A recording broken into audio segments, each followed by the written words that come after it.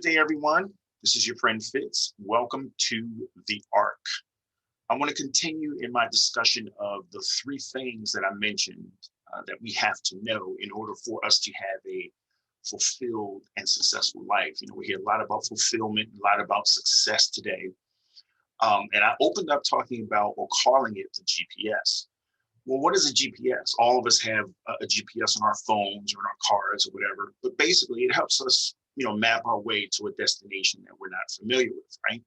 You type in or you put in the address, the location of where you're headed, and it maps you from where you are to where you need to be.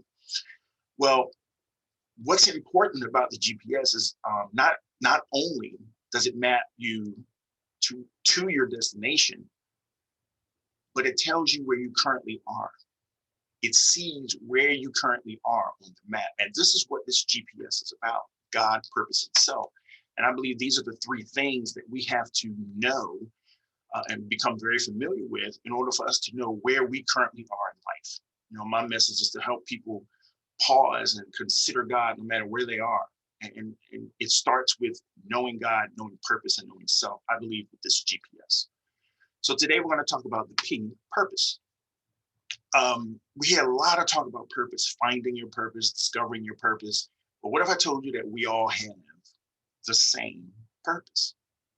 We whether we believe in God or not, whether we go to church or not, we all as human beings have the same purpose. I'm going to be releasing a course on this particular subject really, really soon.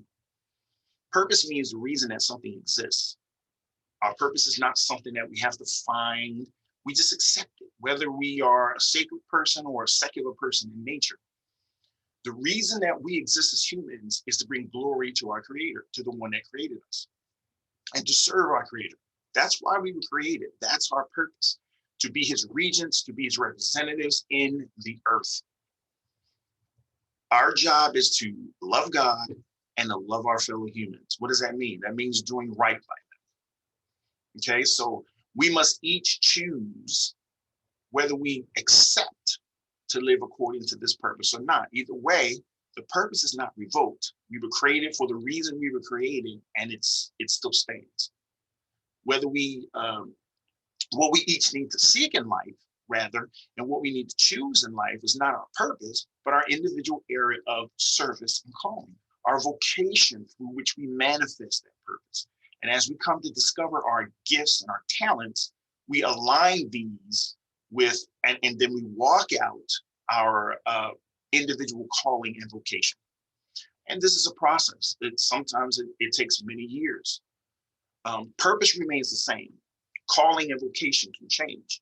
We can walk out our calling and vocation in light of God's overarching purpose for our lives, or we can choose to walk out our life according to our own selfish desires.